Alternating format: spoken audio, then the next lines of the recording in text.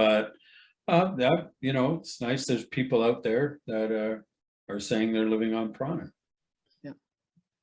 Yeah, and Jasmuheen and others go out into the world and educate people on this, and they teach them how to do it, right? And she's done that in the ghettos of Brazil. She's gone into India, China, and other countries like that. Okay, Kenny? So I'm trying to be Mr. Scientific here. New science. So the observation there is that there's people who live without eating and drinking. And that part seems credible based on what we just saw. But they didn't offer an explanation. I mean, there was a sort of a poetic comment by that one woman, the very last one. So far we've seen the beauty of it, or this is very cool. And I'm just dying to find out how they explain it. Yeah. And how the training goes and all that kind of stuff. Tell you, the next video is, I actually extended it. I'm glad that I did, because I was going to make it a little shorter. Because one thing Jasmuheen gets into, and this is another Jasmuheen one, is the 21-day program. Now, some people like Michael Warner did it successfully, but others who have tried it, in fact, there was a woman that did it, but she did not do it properly. She didn't have like someone to check in on her and that sort of stuff. And she left her body permanently, right? She passed on. So I think it is important, you know, Jasmuheen actually had to change it after that, because she said, you know, people are at different stages of consciousness. And in this next interview, she talks about that.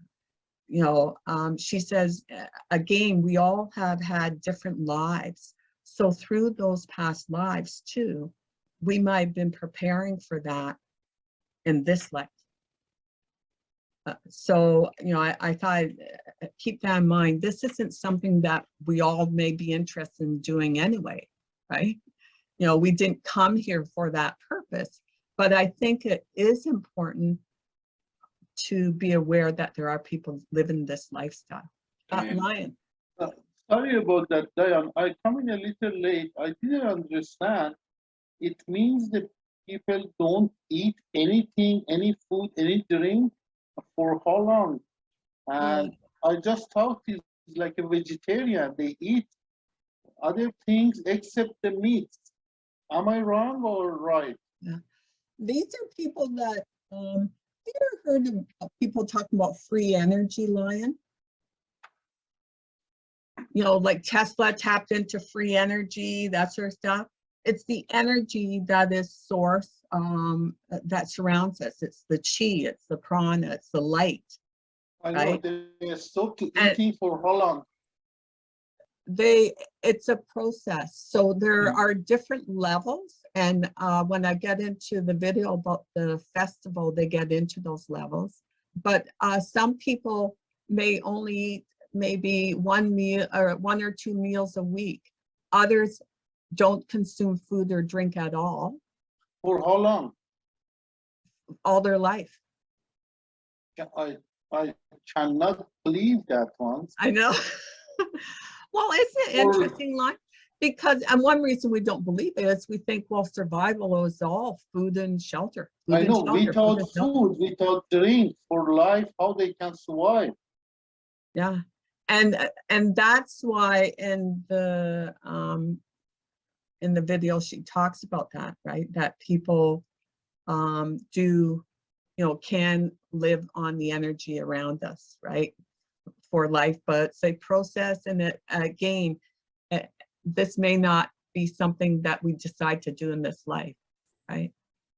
So we're just putting out there. But Lion, as we go through it, you're gonna hear different people talking about this. Okay. Okay. All right. Shall we continue? And this is one about Jasmuheen. I just took the where she, and it's, I'd say maybe about 12 minutes. And she's talking about the 21-day program. And again, she changed that because she realized there was too many problems with that. The interview you are about to watch was done in 2006 with Peter Straubringer for his movie In the Beginning There Was Light. The following interview is only for those sincerely interested in our work in the world, particularly our research with the reality of being nourished in another way. You just say, my name is Jasmuheen, your age if you want, what's your profession, and when you started to live on light and started eating. Okay. Hi, my name is Jasmuheen. I'm from Australia. Some people call me a scientist of energy fields, and it's been now 13 years since I've been allowing the energy of prana to bring me all my vitamins and minerals and nourishment. And it was a journey I began, I guess, in 1993, but had probably 20 years preparation for before that. Your biography and spiritual development, when did you first hear that there are people who don't need to eat? People often ask me, you know, is there much training involved in this? What is my background with this? And I always say to them, the simplest answer is I've had lifetimes of training. Not that I was ever aware that I would come into a place where I would stop eating physical food and that the divine love flow inside of me would become so strong that it could nourish me. That was never a conscious thought. But I read about people doing this in a book called Autobiography of a Yogi many, many years ago, and I loved it. It was the first book that I'd ever read where you could feel energy of love coming from the pages, which was what interested me most about the book. When I read about Giri Bala, who was someone in the Himalayas who was choosing to allow prana to nourish her, it wasn't something that I thought, oh good, I want to do that. That I didn't even think about it. I just thought, oh yeah, that's interesting. But in 1993, I was guided to do a very particular spiritual initiation that in Germany is covered in detail in the book Liknarum. And again, it wasn't something that I did because I wanted to stop eating physical food. It was an initiation that I understood that would allow me to experience more deeply the divinity that gives me life. As many people now know in the spiritual realms and in these paths, when we meditate and use probably ancient breathing tools of pranayama, kriya yoga, things like this, we start to experience the force behind the breath and this incredible energy that just loves us and loves us enough to give everybody life. You know, without that force, we wouldn't be alive. So my interest in life was always just to experience all the gifts that this force had. I remember as a very small child going to the Christian church and the priest saying that Jesus said things like, everything I have done you can do and more. And I and my Father are one, we are made in the same image. And I always took that literally. Maybe it wasn't meant to be taken literally, but I just thought, that's great, I like that. I'd like to just have these sort of gifts and abilities that the Christ had, not because I wanted to be special or better or anything. I just liked the things that he could do and that he shared of. And when he said, all you have to do is ask and you'll receive, I started asking, you know, from a very young age. It just all made sense to me. And I just asked to really experience the Christ inside of myself, to really experience the teachings of the Christ on the highest level, to really know who I am on all levels. You know, at the same time, I was brought up in a family where every Sunday we would have, you know, classic European breakfast, and we'd sit around as a family and we'd talk about political things, spiritual things, anything. And there was always a lot of debate and discussion. And I had older brothers and sisters who would always, they'd stimulate me to really express myself and have very good, clear arguments to any points that I made. So it forced me to do a lot of research into things as well. And so by the time I was probably about 16, I came in contact with some of the gurus or yogis from the East, and they taught me ancient techniques from the Vedas of meditation. And the very first day that I learned these and I really sat and meditated, I experienced what I was looking for. I experienced my whole head exploding with so much light, but with the light came so much love, just wave after wave after wave of love flowing through my whole body. And I knew in an instant that that's what I was. I was a being of the purest, most sublime, most beautiful love, and not my personality and not my ego or anything like that. And I became addicted to that love. And so I spent 20-something years just meditating every day and practicing these ancient techniques. And what I understand now, changing my resonance in the field, changing what was emanating out of me, because every human system is like a transmission station, a radio, and they send signals out into the field of all sorts of things, you know, signals that reflect our emotional state, our belief systems, how we treat ourselves, signals that can be very toxic, from toxic food or toxic thinking or toxic feeling, or signals can be very harmonious, and then the universe responds to that and reflects it all back to us. So for me, that path of meditation and that type of lifestyle, of a very light diet, which was my natural inclination through years of meditation, the things that I was living the way I was living, where service was a great part of this as well, giving to others. I mean, that puts you in a channel of kindness and compassion, and all of this, I understand now, was just changing my field of resonance, changing the signals out into the field. And, you know, energy expands, attracts like frequencies, and contracts back. So therefore, when I went through this initiation in 93, I was able, as a consequence, to attract enough cosmic particles to really be able to nourish my body in a completely different way to what I had been up to that point. But it's taken many years to try and understand the science of it. All I knew was I did a beautiful spiritual initiation, and at the end of it, I no longer had any hunger, really, especially physical hunger. Yeah. How did you find it? Well, my life changed a lot in the early 90s. I had my inner guidance to unhook from working in the business field, and after many, many years as a solo meditator and someone just really learning to listen to my own inner guidance, I actually became drawn to be part of a spiritual community in Australia, or connect more, I guess, with weekly meetings with like-minded people who were very focused on what we call ascension, or, you know, becoming the best version of a human being or a divine being that we could be, very focused on the process of enlightenment. And we'd gather weekly with this sort of focus. We'd heard some channeled material that had really spoken to our hearts and spoke about just this ability to manifest higher and higher levels of our divinity, purer aspects of our nature into the world, and help transform this world into a paradise world. And it appealed to us. And then through these gatherings, we heard of another group in Byron Bay in Australia who had brought through a very particular ascension process that would again allow you to go on to deeper levels of experience of all the gifts the Divine One has.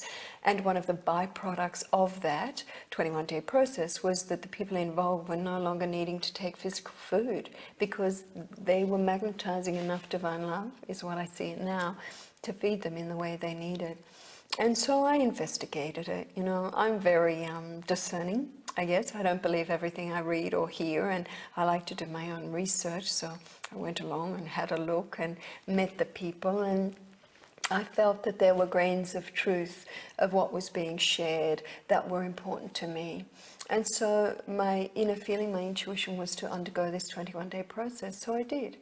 And the gift, one of the gifts it gave me out of many, many gifts, was this ability to live purely on prana and be sustained in this way. And it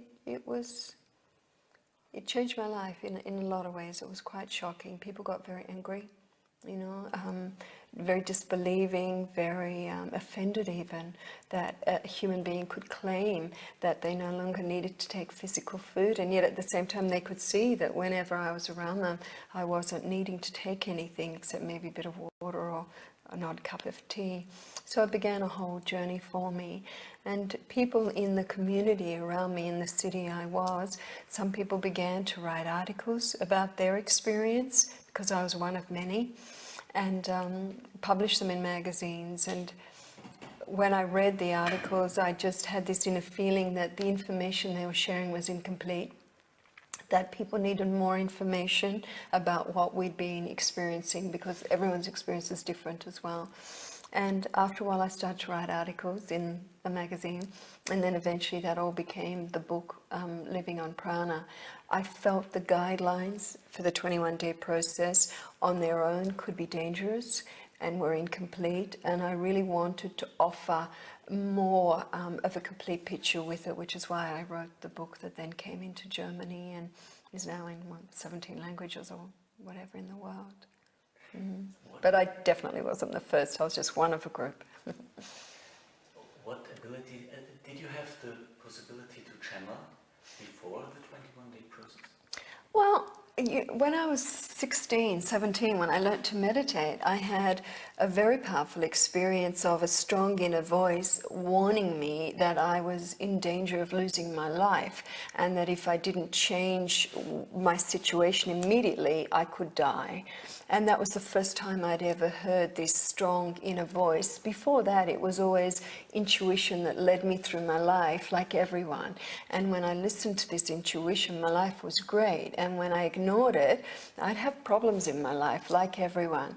So I think everybody is guided by this divine voice, this higher knowing, but I hadn't actually experienced channeling in the way that people think today, where you tune into inner plane, other realms or whatever, and open up to interdimensional telepathic communication. But I, understood from the process after that we all channel in many ways. I'd been channeling art all my life since I was a child, just painting pictures that would just come and end up on canvas and speak to people. Other people channel music. Other people channel aggression. Everybody channels something.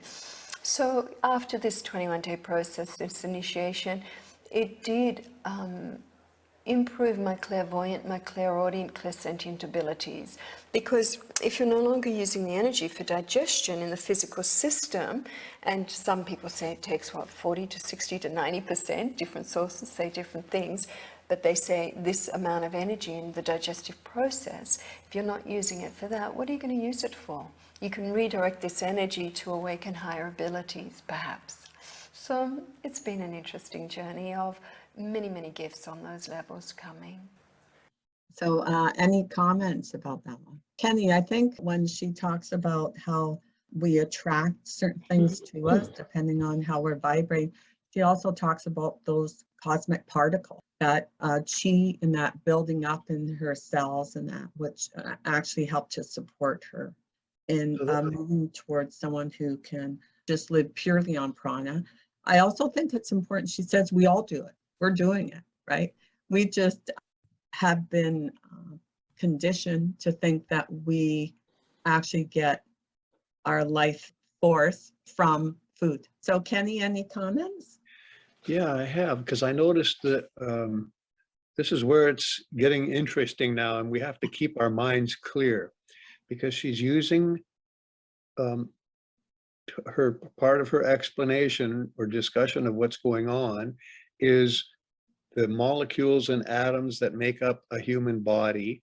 And she's also talking about energy fields that flow around it to have to do with this body.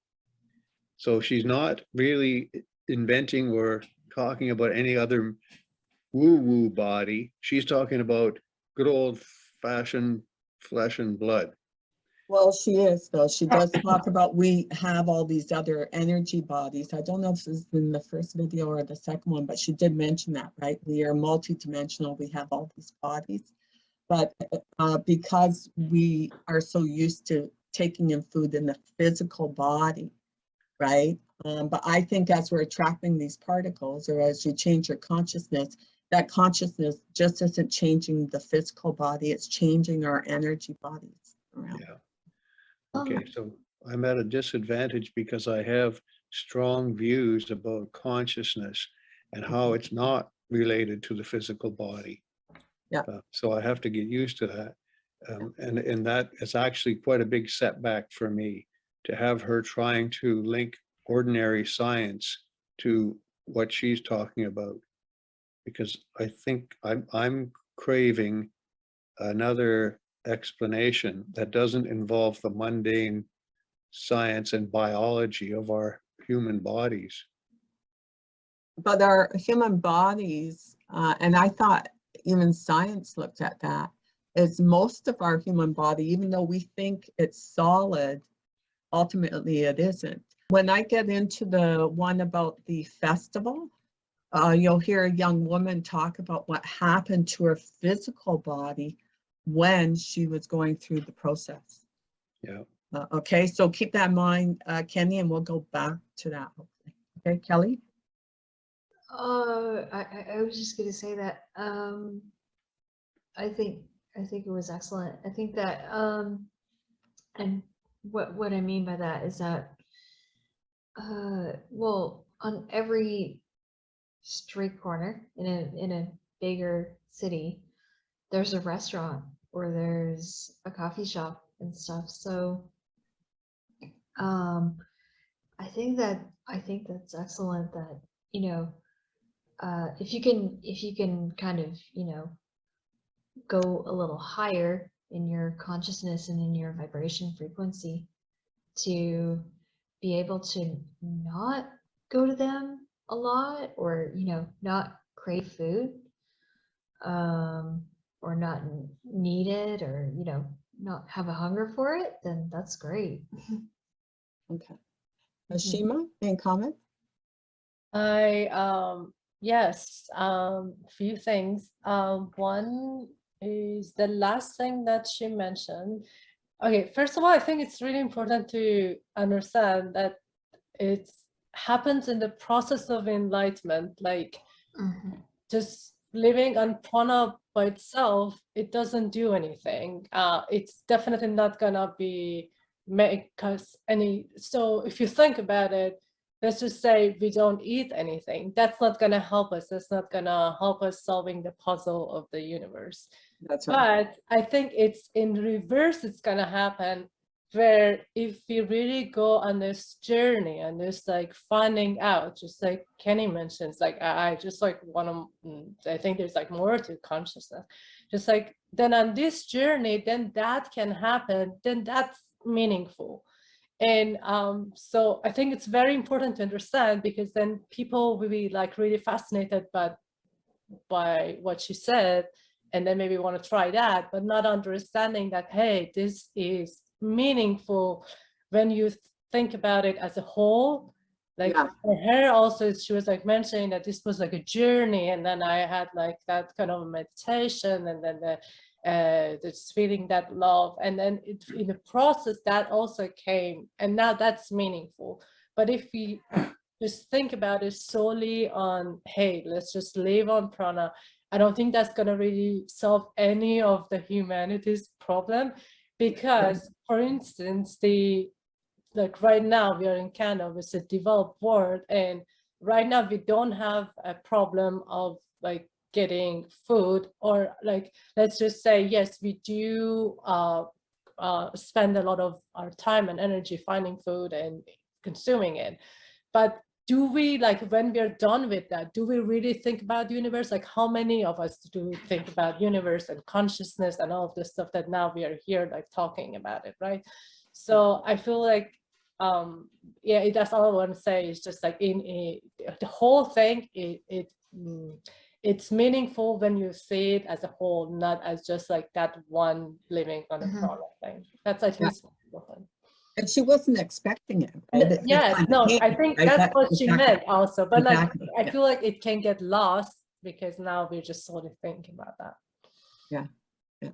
Also, you know, when I think of us in the West, and food has become an art form, right? Preparing food and all this sort of stuff, right? Oh, yeah. And so when I first was mentioning this, I'd say about 2013 or 14, I was in a Zen group, and my Zen teacher, when I mentioned this, he just like got angry and said, well, I've heard about it, but I think it's ridiculous, right? He had a strong emotional reaction to it.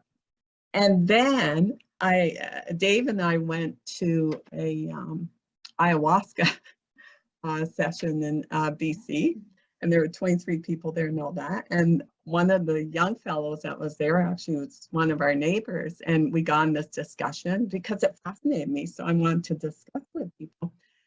But because he prided himself on being such a good cook, he like again had a strong reaction to it, right? Because and so much of our life and our social circle involves food, right? So people have strong feelings towards it. I mentioned that. So, No, yeah, 100%. And I think if you think about it, again, it works for some people and it doesn't work for other people. It doesn't mean that if you want to be spiritual, you have to live on prana. That's right. That's also very important to like understand, because yeah, you might be a cook. That's how you live a life, right? That's how you really enjoy doing. Yeah. Just do it, right? Yeah, it's a pleasure in life. Yeah, exactly. Yeah. And, some people, in fact, someone who I just met recently said that to me. She said, Diane, I don't know if I'll join tonight, because she said to me, I think I came into this realm just to enjoy food. So I thought, fair enough, right? Fair enough. So anyway. I will say something. Okay. I find that with me, after a while, I have to not eat. Because if I keep eating, I get sick. Yeah. So I have to, and I mean, I love cooking and I love food. Yeah. I'm not ashamed to say that. Yeah. I think it's one of the pleasures that that we can all enjoy. Yeah. And I think, like Shima was saying too, I Yeah. mean, it's not living on prana, or just because you may live on prana does not mean that, well, you could be spiritual in certain ways, but your consciousness may not be that expansive as, say, someone who meditates but still consumes food or whatever. Like, I mean, Right. it varies on the person. Yeah. I'm probably not Well, explaining it well, but I think it's an individual thing. yeah.